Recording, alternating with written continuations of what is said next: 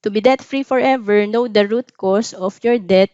Is it because of, ayan, bakit ba tayo nagkautang? Dahil ba sa medical emergencies? Dahil ba talaga maliit yung income natin? Kasi lahat po yan may solusyon po sa IMG. Or wala kang emergency fund, or you're not living below your means. So walang disiplina, no? Check po natin yung sarili natin. Kasi pag hindi mo alam yung root cause, patuloy lang po yan talagang dadami yung utang mo talaga.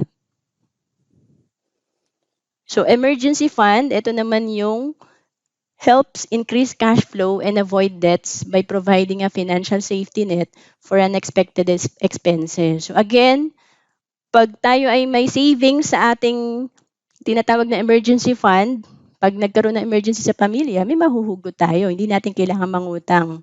And when you have an emergency fund, you can cover unforeseen costs without resorting to borrowing money or using high interest credit cards.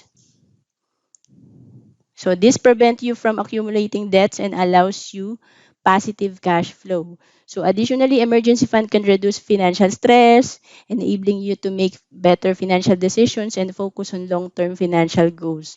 So again, medyo simple lang yung concept ng emergency fund pero sobrang malaking tulong to. Kasi noong 2020, nung nagka-pandemic, nakakatuwa, may nag-thank you sa akin kasi sabi niya, "Ma'am, buti pala natuto ako sa IMG mag-ipon kasi naka-build ako ng emergency fund. Ngayon na pandemic, may gagamitin po ako. In case na mawalan ako ng trabaho, meron po akong pondo." So, ganun po kalalim ang mission ng IMG ng pag-educate po natin ng mga Filipino.